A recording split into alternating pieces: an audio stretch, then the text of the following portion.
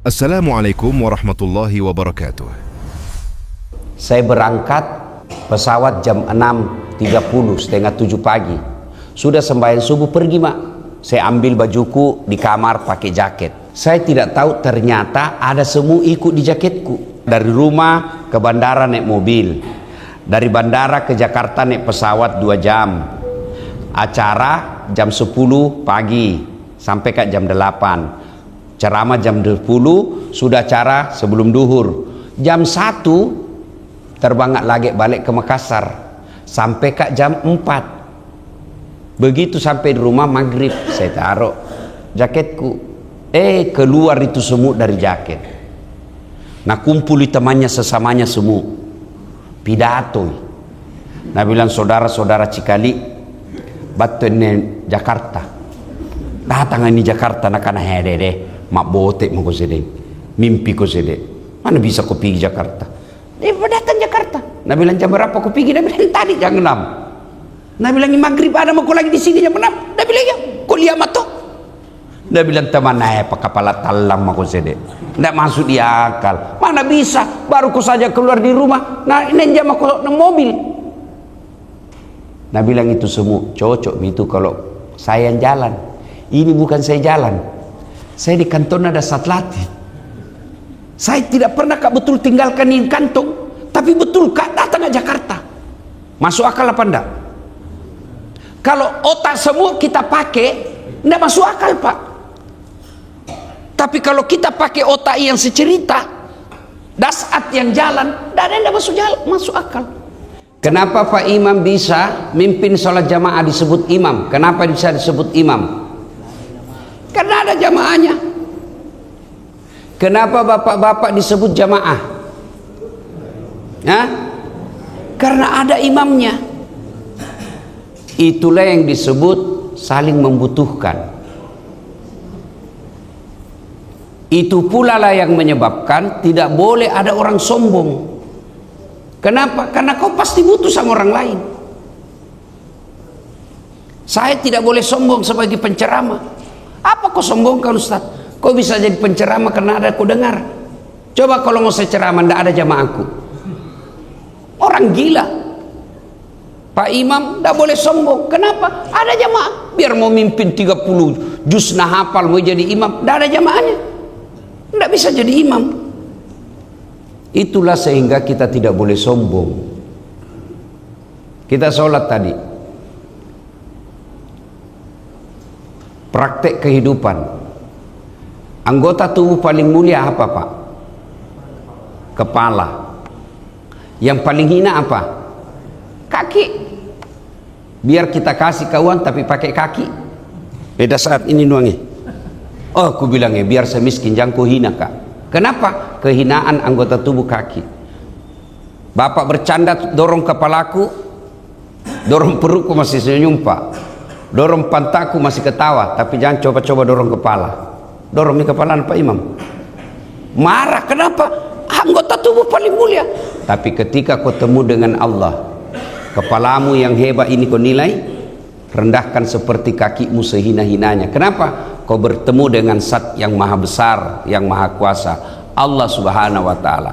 Maka ketika ada orang rajin sholat tapi masih sombong, itu temannya setan. Setan itu diusir dari sorga.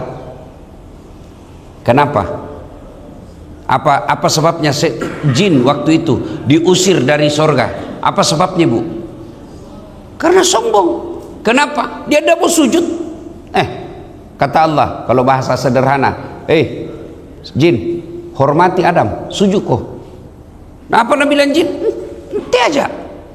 Adam, adikku, baru kemarin saya lebih dulu diciptakan.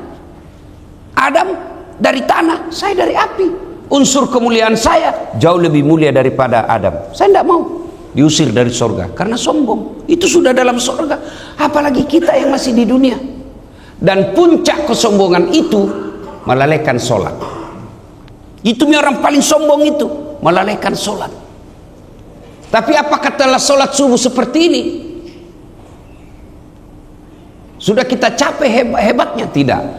Tidak adalah faedah dunia kita dapat kalau sholat tidak ada nilai-nilai kehidupan yang kita bawa.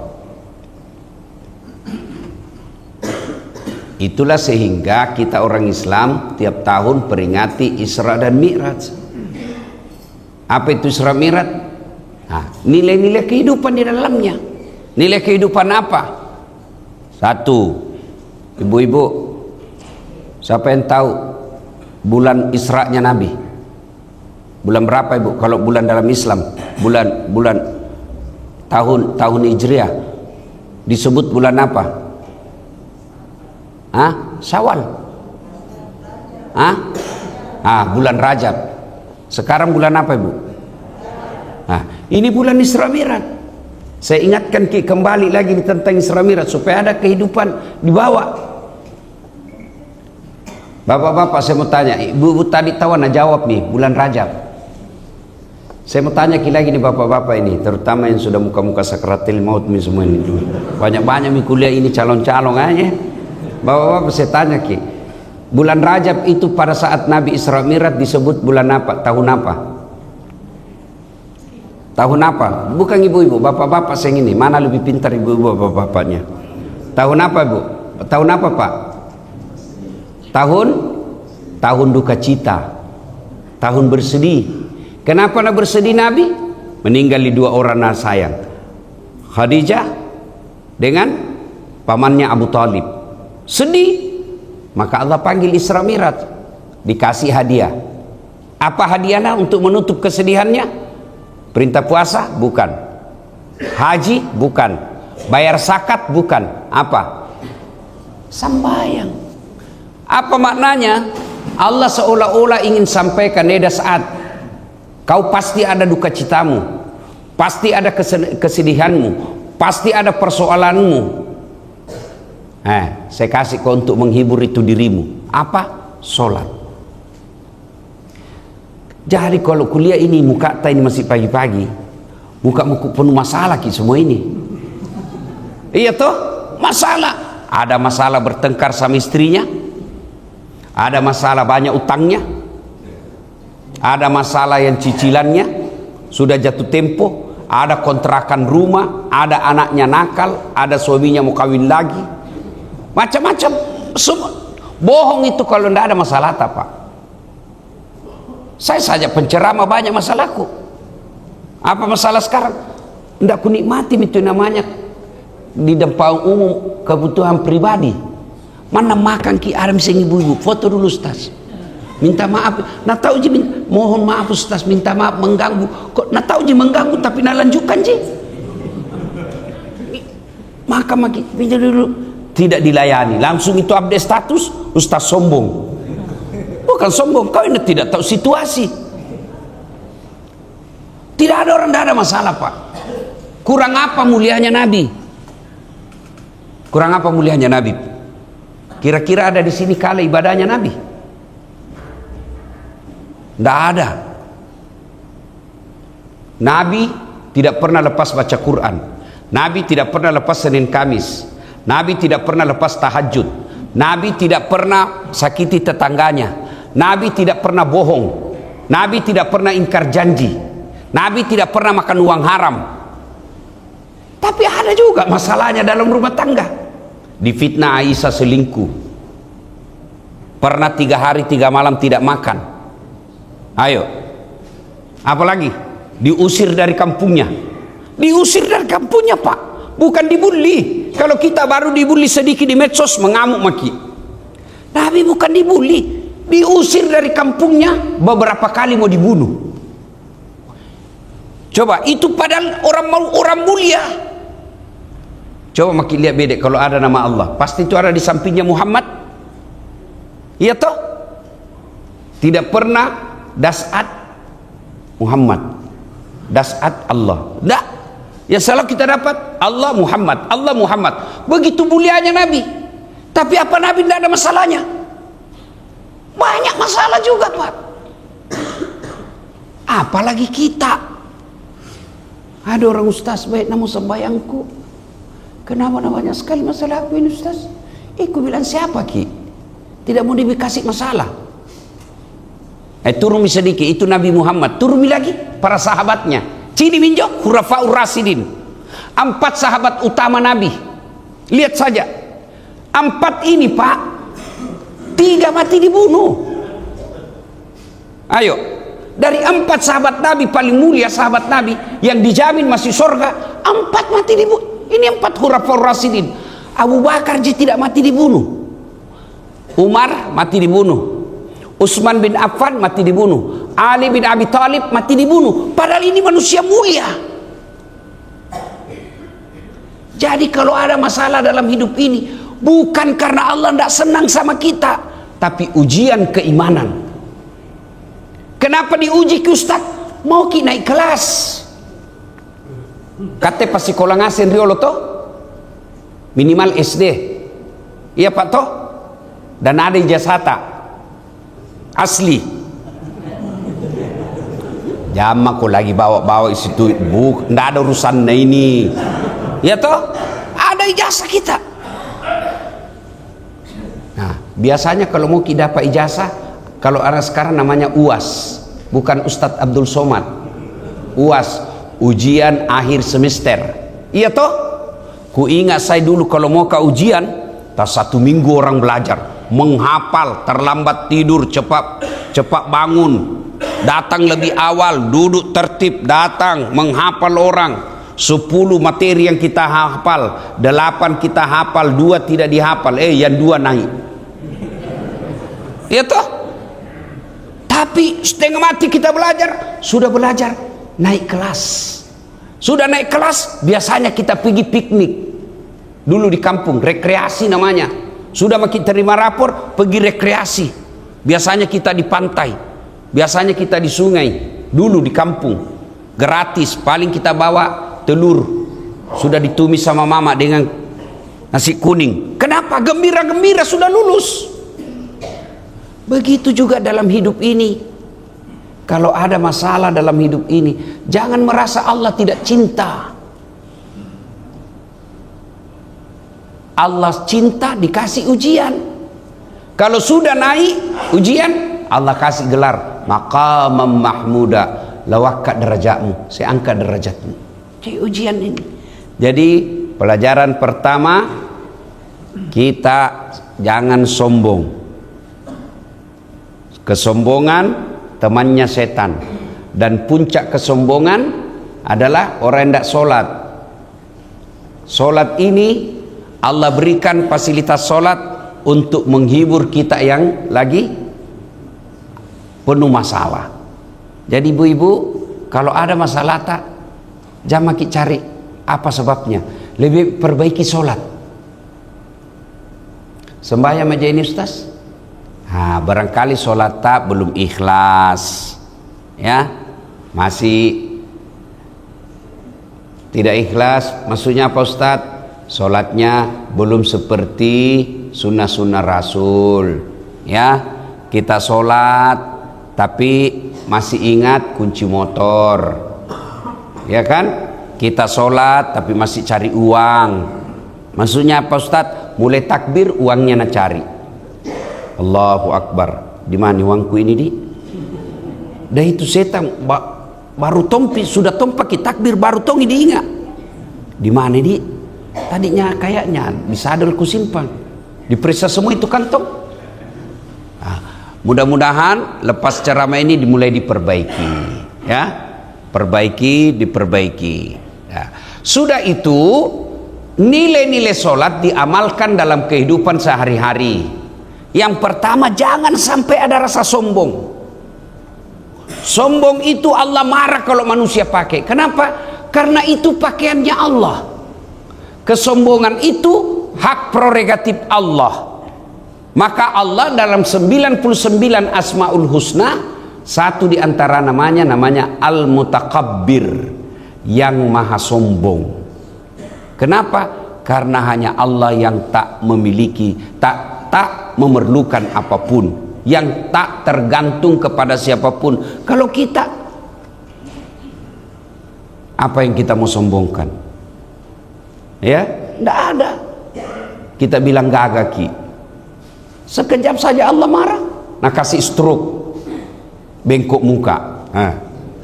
Mui hilang mi gagah, berhenti mi cantik kalau bengkok begini, keluar miliur di sini. Kita bilang kuat ki, nah kasih langsung tidak ada. Jadi nilai-nilai sholat jangan sampai membawa diri kesombongan, ya. Nah, yang berikutnya nilai-nilai sholat dalam kehidupan kita pelajari dalam Isra Mi'raj, jangan sampai ada di antara kita itu hobi aklil haram, suka memakan barang haram, ya. Bisa jadi doa-doa kita tidak diijabah oleh Allah Subhanahu wa taala. Kenapa? Karena masih kita konsumsi barang haram itu. Barang haram yang dimaksud bukan babi, bisa jadi ayam, tapi cara memperolehnya tidak halal. Ayam, betul ayam, tapi cara memperolehnya apa? Dengan cara menipu. Bisa jadi dia makanan halal, nasi, tapi cara memperolehnya haram. Nah ini biasa, misal lewat mini, tapi mudah-mudahan tidak lagi uang pilkada. Nah biar orang haji ke masjid nambah tonji uang pilcale, iya toh. Begitu ditegur, nah bilang apa? Ini bukan serangan fajar Ustaz, ini sedekah subuh. Kalau masih sering itu begitu, lihat mi hasilnya sekarang. Lihat hasilnya sekarang. Anggota dewan tak. Nah, itu saya ingat. Itu Tommy je enaknya jadi rakyat biasa, Pak. Itu Tommy enaknya jadi orang miskin. Kenapa enak Ustaz? Satu, tidak punya potensi sombong. Apa mau disombongkan, miskin ki? Kalau orang kaya sombong temannya setan. Tapi kalau orang miskin sombong, bukan lagi temannya setan, dia sudah jadi setan. Ya, itulah enaknya jadi orang miskin, tidak punya potensi sombong. Yang kedua, lebih taat beribadah. Coba angkat kibedek tangan tak yang ada warna 5 miliar di sini.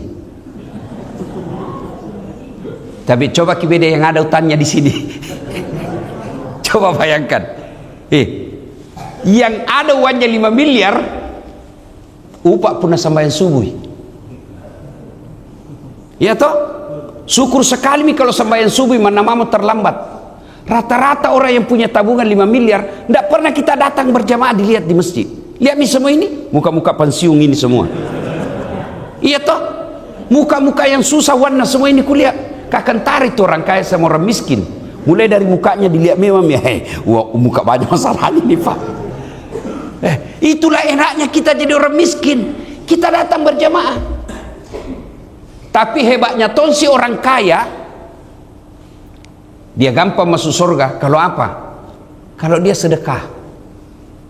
Itu tuh, itu kelebihannya. Allah masing-masing kasih amal. Namanya pastabikul khairat. Ambil mako berlomba-lomba mako. Orang miskin datang kau berjamaah, supaya jamaahmu bawa kau masuk surga. Orang kaya kau tidak datang berjamaah, tapi bersedekah kau. Karena kalau kau tidak sedekah, tidak ada pintumu masuk surga yang lebih gampang. Coba mi, pengajian tabligh akbar, tidak ada itu mereka orang kaya, tidak ada. Iya toh, gotong royong, tidak ada juga itu. Pengajian, lihat mini sekarang, tidak ada. Tabligh akbar, pergi di lapangan Karebosi tabligh akbar, tidak ada tongi. Jadi kalau dia kekayaannya tidak dipakai untuk masuk surga dengan sedekah, maka rugilah dia, susah masuk tonji surga nanti, tapi lamai. Kita yang miskin, pintu tak masuk surga, datang berjamaah di masjid, dan berjamaah di masjid gratis. Itu ini anak genset ini, kalau Anda bilang susah masuk surga, saya bilang salah kok deh, yang susah itu masuk neraka. Masuknya Ustaz, lihat mi bede. Judi bayar atau gratis? Dibayar. Selingkuh, oh lebih mahal lagi, tidak ada habisnya. Sudah dikasih, nah bilang besok lagi nak minta, tidak mau kok ku share ini foto. Lebih banyak ongkosnya. Pergi dugem dibayar. Kita doakan Makassar sudah mulai banyak tempat dugem, mulai lebih banyak. Tidak mungkin itu distempel lagi tuh kak. Dia bilang temanku, tidak pernah pak, iya. Kalau masuk ke bedek tempat-tempat begitu distempel itu tangan, dicop di masjid dicop, masuk di masjid ada cop, tidak ada. Dibayar semua itu, selingkuh, judi, botoro, mabok, narkoba, dibayar semua. Sembayang gratis, berjamaah gratis, mengaji gratis, naik haji kalau mampu pak kok. Dan itu pintu masuk surga. Maka kita orang miskin, pintu cepatnya masuk surga dengan menghadiri kebaikan-kebaikan. Orang kaya pintu masuknya cepat surga bersedekah. Karena kalau bukan itu susah dia. Tidak pernah datang pengajian, tidak muncul di tabligh akbar, tidak datangi berjamaah, tidak datang di masjid malam Jumat baca yasin. Kalau kita orang miskin Nah kalau kita sudah miskin tidak tongki datang di masjid. Orang kaya tidak datang di masjid, enak makannya, bagus rumahnya, mobilnya mewah. Mana mau nanti di akhirat di blender ki. Tapi dia minta wajah gona di dunia, tapi kateng ngontrak tomaki, bocor-bocor rumah, sempit, istri jelek, suami sakulu, anak balala. Lalu dah sembahyang lagi di dunia sengsara, di akhirat lebih-lebih. Nah ini sudah tujuannya kita datang pengajian ya. Nah bawalah hikmah-hikmah kehidupan itu ya. Nah Bapak Ibu saudara-saudara sekalian, saya masih bicara tentang Isra dan Mi'raj ini kan. Nah Isra dan Mi'raj itu ada dalam surah Al-Isra, juga disebut surah Bani Israel. Allah memulai dengan kalimat subhana, maha suci Allah. Banyak Al-Quran bercerita tentang peristiwa-peristiwa sejarah, tapi sedikit sekali Allah memulai dengan kalimat subhanallah.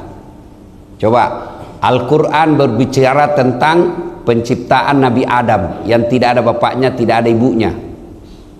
Kalau Nabi Isa bapaknya tidak ada. Kalau Nabi Adam bapaknya tidak ada, ibunya juga tidak ada. Al-Quran berbicara tentang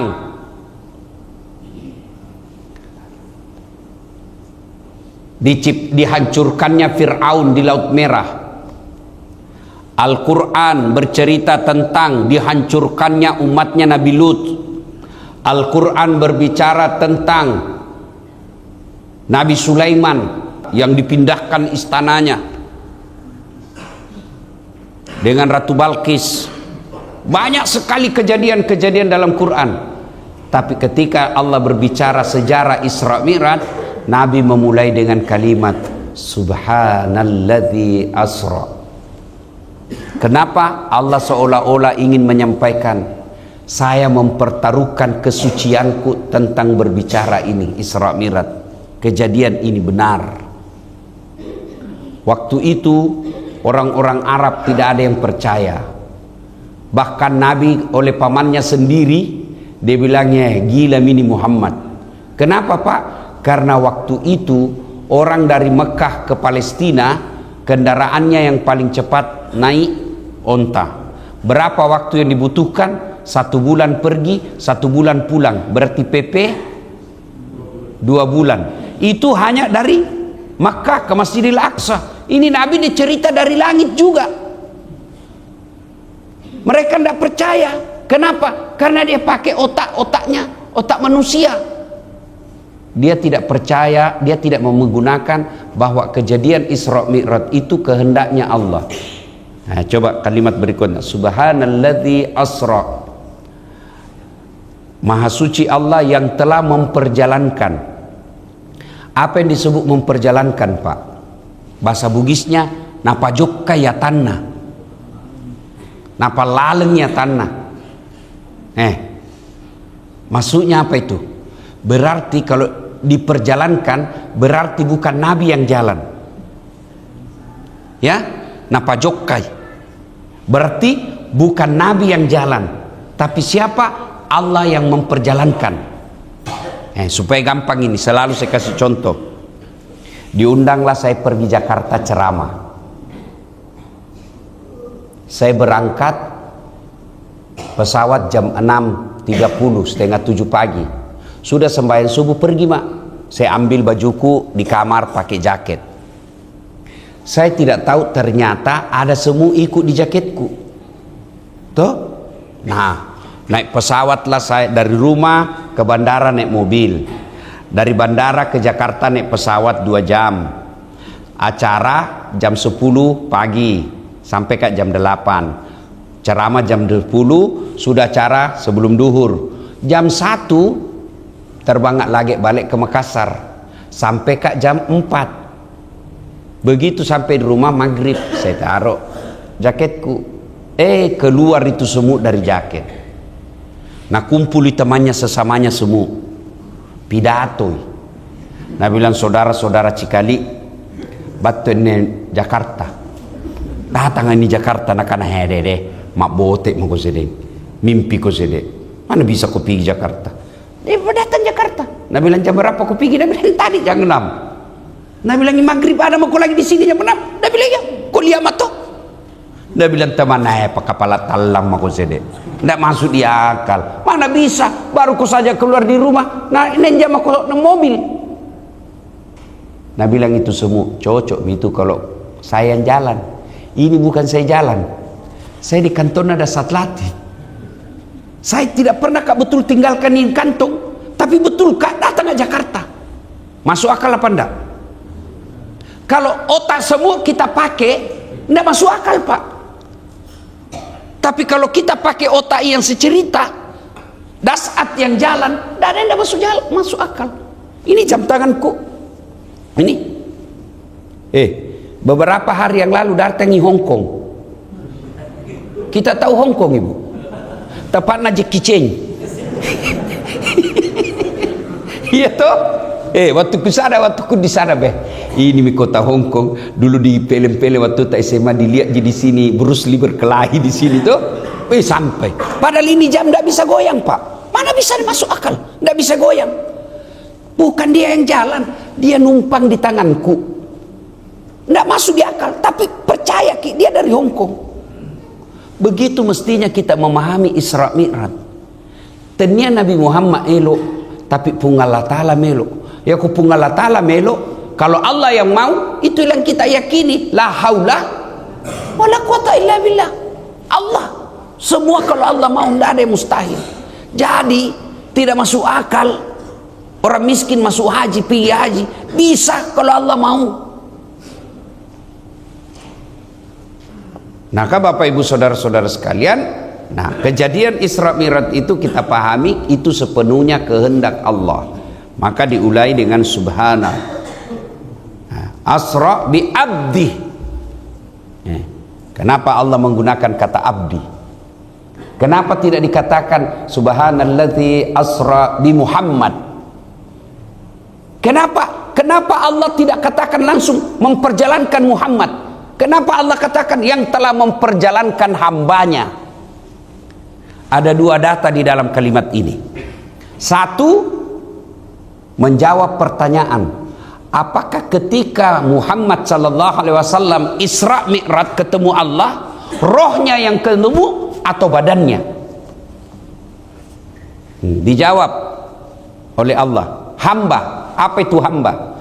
Kalau ada badan saja, tidak ada rohnya, apa namanya? Apa namanya? Mayit. Tidak disebut hamba.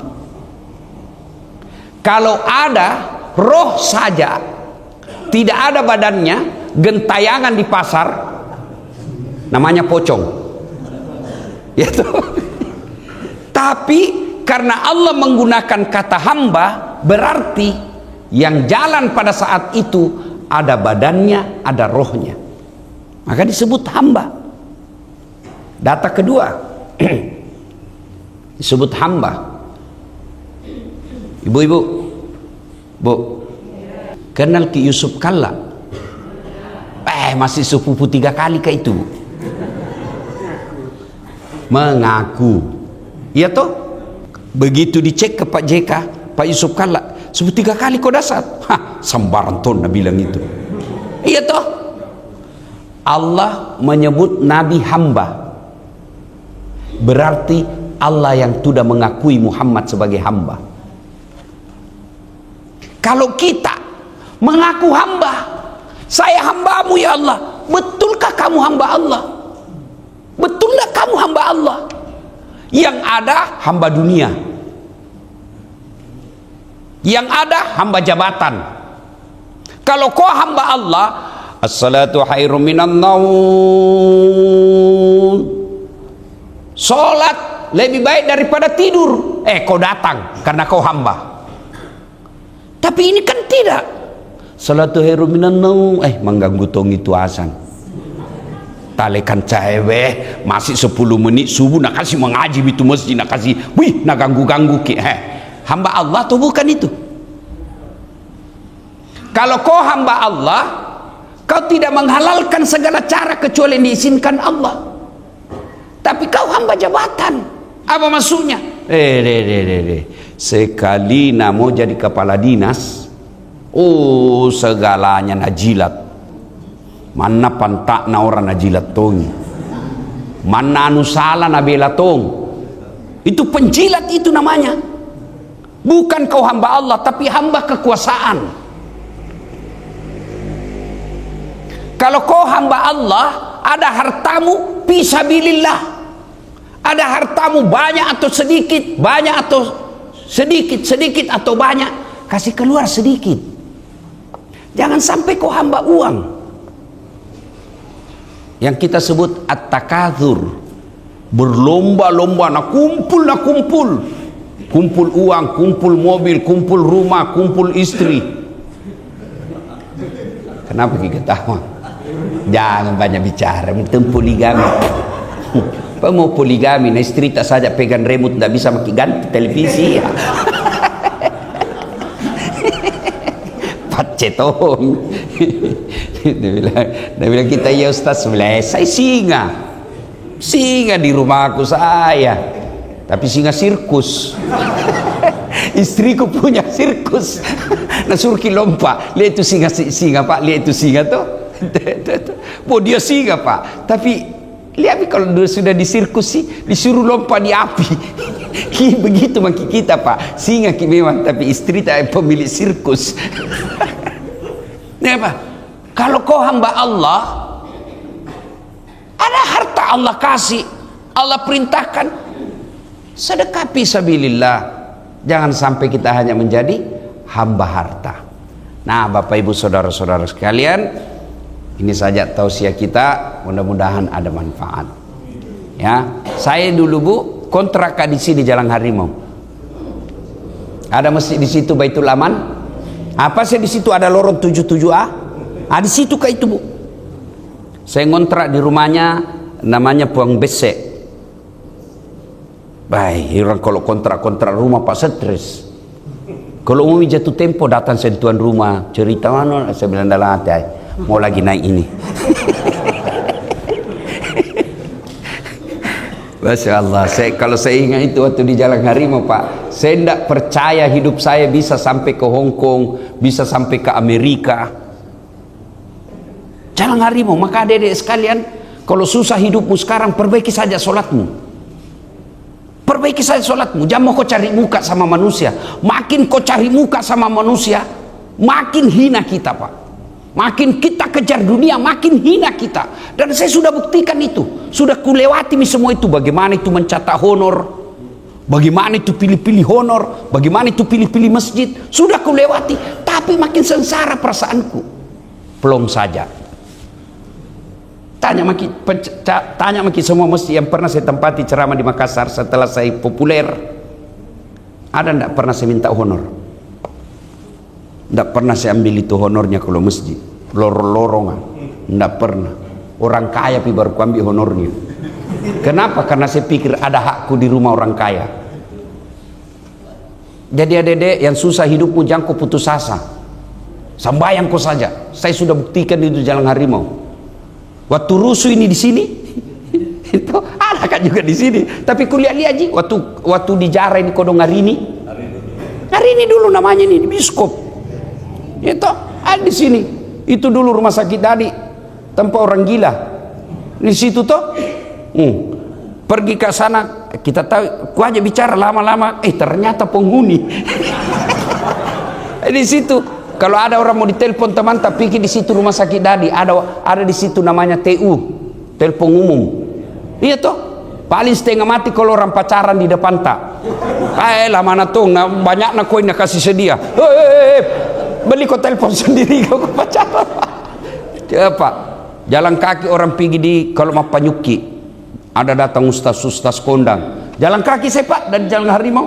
Kalau datang Senudin Nemset, Manarul Hidayah, datang itu Iskandar Eski. Kalau datang itu di Mas Panyuki, Majelis Taklim Panyuki 3 Utama, jalan kaki orang dari jalan harimau.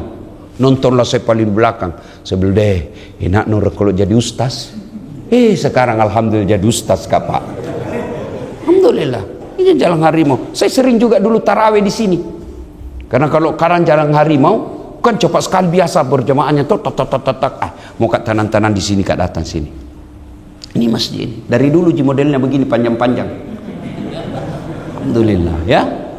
Nah, jadi adik-adik sekalian ini yang menghafal-hafal di sini jangan putus asa. Jangan kau kecewa, jangan kau sakit hati, jangan kau banding-bandingkan hidupmu dengan orang lain, karena Allah punya rencana sendiri. Ya toh? Nabi iya, tapi pernah kau dulu ikut pilwali ustaz? Masih ingat kita? Pilwali 2014 dikalah enggak, cuma suaranya itu yang menang lebih banyak. Enggak mau kan dibilang kalah, karena ini persambus. Tapi Allah tahu apa Nabi bilang Tuhan. Barangkali kalau bahasa aku Nabi bilang Tuhan jamak kau jadi pejabat dasar, setengah mati kau cari muka, setengah mati kau hormat. Datang gubernur hormat kau sede, datang presiden hormat kau sede, datang jenderal hormat kau sede. Sekarang jadi ustaz, mereka semua yang hormat sama saya. Dedek sekalian ini yang hafal-hafal sini ya. Nah, hidup kau baik, serahkan segalanya kepada Allah. Allah punya jalan yang baik untuk kamu. Kamu punya rencana bisa jadi 5 nilainya, tapi kalau Allah yang kasih kau rencana 5 juta nilainya. Ya, nah demikian, mudah-mudahan ada manfaat. Lebih dan kurangnya mohon dimaafkan. Usikum wa nafsi bitaqwallah fastabiqul khairat. Assalamualaikum warahmatullahi wabarakatuh.